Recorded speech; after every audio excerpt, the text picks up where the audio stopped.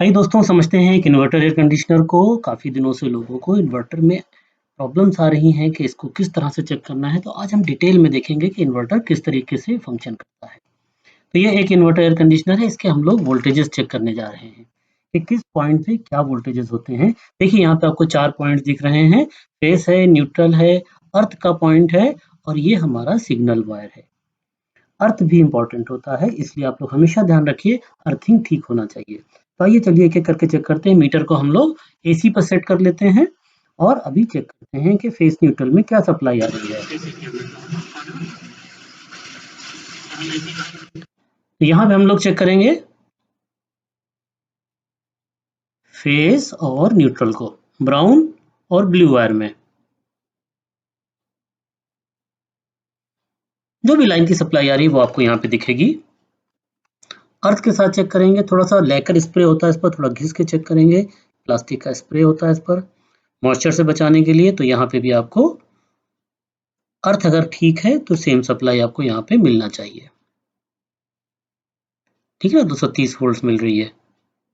Face neutral check किया, same supply थी। Face और अर्थ चेक किया, सेम सप्लाई थी। अब हम फेस और सिग्नल वायर को चेक करेंगे। इसमें भी थोड़ा सा रब कर लेंगे। सिग्नल वायर पे भी आपको वही 230 235 सप्लाई जो आ रही है वो मिलेगी। अब देखिए इंपॉर्टेंट है, अभी हम क्या करेंगे, हम सिग्नल के वेरिएबल वेरिएशंस को चेक करेंगे। इसको हम क्या करेंगे, डीसी पे कर लेंगे। यही प्रूव करेगा कि मेरे इन्वर्टर में कम्युनिकेशन प्रॉपर हो रहा है कि नहीं। तो हम लोग इसको डीसी पे कर लेंगे। मीटर को ये डीसी पे कर लिया। डीसी पे करने के बाद अब आप न्यूट्रल वायर और सिग्नल वायर में, ये ब्लू कलर का जो न्यूट्रल है, इस न्यूट्रल वायर में और सिग्नल वायर में चेक करेंगे वोल्टेज। अब यहाँ पे वेरिएबल वोल्टेज मिलेगा, डिज़ाइन पर डिपेंड करता है, लेकिन नॉर्मली ये 4-5 वोल्ट से लेके 20 वोल्ट तक आपको वेरिएबल वोल्टेज मिलेगा। दिख रहा है आपको यहाँ पे क्लियरली। तो ये वेरिएशन अगर प्रॉपर आ रहा है, दैट मीन्स कि कम्युनिकेशन इस वायर की मदद से हो रहा है। और हम लोग कहते हैं कि ये हम लोग अभी आउटडोर पे हैं, कि इस वायर को दोस्तों अच्छे से चेक कीजिए, इसमें जोड़ मत लगाइए। ढीला है तो उसको टाइट कीजिए, क्योंकि यही वायर जो है वो पूरी इन्फॉर्मेशन को कम्युनिकेट कर रहा है।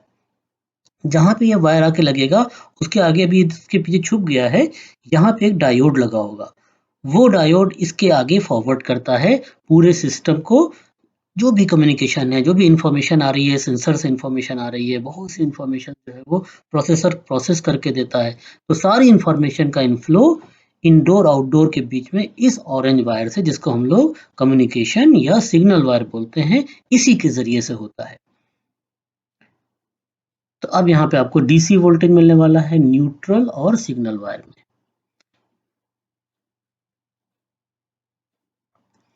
इसी तरह से अगर आपके यहाँ पे मल्टीमीटर में अगर डायोड देखने की व्यवस्था है, तो आप जो मैंने बताया था कि सिग्नल वायर के आगे डायोड लगा है, तो उस पर आप चेक करेंगे तो 0.6 के आसपास आपको वोल्टेज मिलेगा कुछ समय के लिए।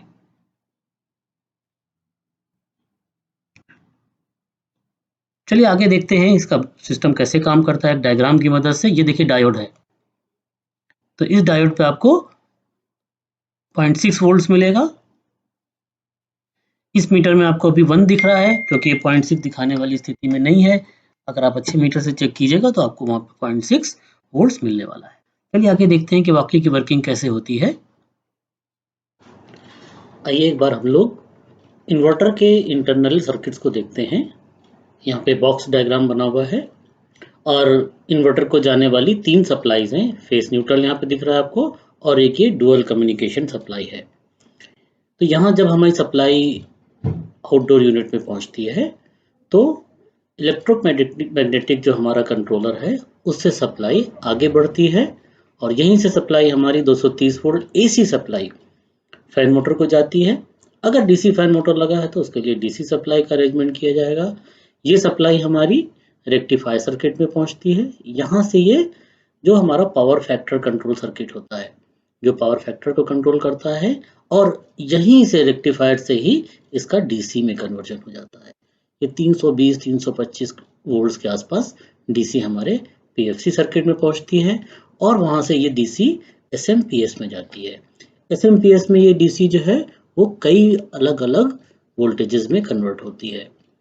खास तौर से रिले के लिए जो वोल्टेज जाता है that is 12 volt DC, 12 volt DC जाता है। इसी तरह से टेम्परेचर सेंसर्स के लिए 5 वोल्ट DC जाता है और 5 वोल्ट DC हमारा IR सेंसर के लिए भी वहीं से जाता है। अब PFC सर्किट से सप्लाई हमारी IPM में आती है, ये पावर मॉड्यूल है। और IGBT जो है वो हमारा basically insulated gate bipolar transistor है और ये परफॉर्मेंस को इम्प्रूव करता है, वर्किंग की परफॉर्मेंस को, इसकी एफिशिएंसी को इम्प्रूव करता है और इसमें जो नॉइज डेवलप होती है उसको रिड्यूस करता है। एक तरह से ये फिक्स्ड रेजोनेंस मोड भी कहलाता है जो कन्वर्ट करता है सर्किट को।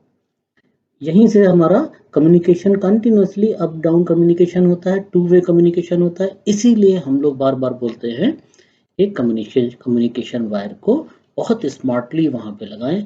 कभी भी अगर एक्सटेंशन कर रहे हैं तो कम्युनिकेशन वायर नीचे से ऊपर सिंगल वायर आना चाहिए और फिर हमारा IGBT से सप्लाई जो है वो कंप्रेसर हो जाती है। तो दोस्तों इस तरह से हम लोगों का ये कंप्लीट सर्किट वर्क करता है।